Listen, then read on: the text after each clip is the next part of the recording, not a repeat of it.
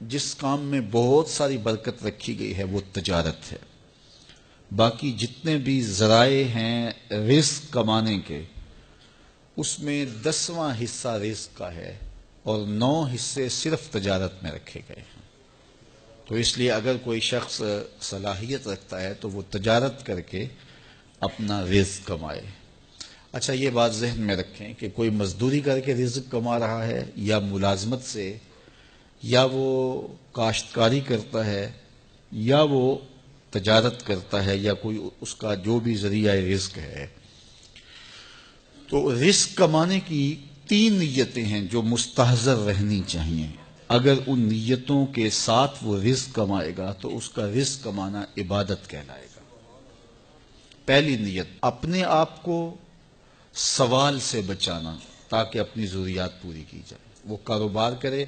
وہ مزدوری کرے، وہ ملازمت کرے یا کاشتکاری کرے۔ دوسری نیت جو مستحضر ہو، اپنے وہ لوگ جو آپ کے زیر کفالت ہیں، وہ بوڑھے ماں باپ بھی ہو سکتے ہیں، وہ آپ کی اولاد ہے یا آپ کی بیوی ہے، جو بھی آپ کے زیر کفالت لوگ ہیں، ان کی کفالت کی نیت سے روزی کمانا کہ میں ان کی اچھی تربیت کر سکوں، ان کو اچھی تعلیم دلوا سکوں، ان کی ضروریات کو پورا کر سکوں، ان کے رہنے کے لیے گھر خرید سکوں اور ان کے اچھے لباس باہم پہنچا سکوں، ان کی غذائی ضروریات کو پورا کر سکوں، بیمار ہو جائیں تو ان کو دوائی لا کے دے سکوں، ان کی شادی بیاہ کے اخراجات پورا کر سکوں۔ تیسرا مقصد، معاشرے کے وہ لوگ جو کسی وجہ سے کما نہیں سکتے، اپاہج ہیں، بیوگان ہیں، اراملہ ہیں، مساکین ہیں، یتاما ہیں، یا وہ زاویے، وہ جگہیں کہ جہاں اخراجات ہوتے ہیں اور وہ معاشرے کی تشکیل کے لیے، آخرت کی بہتری کے لیے وہ جگہیں ضروری ہیں اور ان کے نظم کے لیے پیسے کی بہرحال ضرورت ہوتی ہے، جس طرح یہ مدارس دینیہ ہیں، مساجد ہیں، اور فلاحی ضروریات کو پورا کرنے کے لیے جو ادارے ہیں۔ تو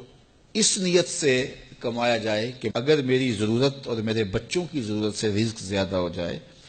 تو میں اس رزق سے، اس مال سے، اس دولت سے غرباء و مساکین کی مدد کر سکوں گا، اس سے معاشرے کے اپاہج اور کمزور لوگوں کے کام آ سکوں گا، مدارس دینیہ اور مساجد کے نظم کو چلانے کے لیے میرا ایک بھرپور حصہ ہو سکے گا۔ تو اس نیت کے ساتھ وہ کاروبار کرتا ہے۔ ان 3 نیتوں اور اہداف سے ہٹ کر کے رزق کمانا مذموم ہو جاتا ہے۔ اگر کوئی اس لیے رزق کماتا ہے کہ میرے پاس دولت فراواں ہو تو میں عیش و عشرت کر سکوں گا، میرے پاس دولت فراواں ہو تو میں اپنی برادری میں، اپنے شریکے میں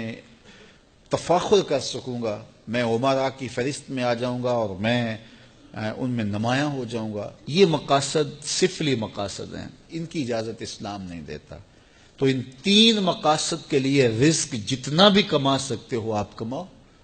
اپنی ضروریات کو پورا کرو، اچھے طریقے سے پورا کرو، اپنے بچوں کی ضروریات کو اچھے طریقے سے پورا کرو۔ یجب علی صاحب المال ان یوسع علی عیالہ، صاحب مال پر واجب ہے، حضرت سیدنا علی المرتضیٰ فرماتے ہیں کہ وہ اپنے اہل و عیال پر اچھا خرچ کرے، ان کو اچھا لباس پہنائے ضرورت کے مطابق، اسی طرح ان کی اچھی تعلیم کے لیے کوشاں ہو جائے اور ان کی ضروریات اچھے انداز سے پوری کرے۔ اسی طرح آپ غرباء و مساکین کے لیے، مساجد کے لیے اور مدارس دینیہ اور دیگر زاویوں کے لیے آپ جتنا مرضی کھل کے خرچ کریں، اسلام آپ کو اس کی اجازت دیتا ہے۔ لیکن چوتھی نیت اپنے اہداف میں شامل نہ ہونے دیں کہ میرے پاس دولت فراواں ہوگی تو میں عیش و عشرت کر سکوں گا، میرے پاس دولت فراواں ہوگی تو میں محلے میں، گلی میں نمایاں ہو جاؤں گا، میں اپنی برادری میں، اپنے شریکے میں اونچا ہو جاؤں گا اور سارے میری طرف حسرت سے دیکھیں گے۔ اس طرح کی سوچیں ایک صالح انسان کی سوچوں سے مطابقت ہی نہیں رکھتی ہیں۔ تو یہ 3 نیتوں اور 3 اہداف کے لیے رزق کمایا جاتا ہے۔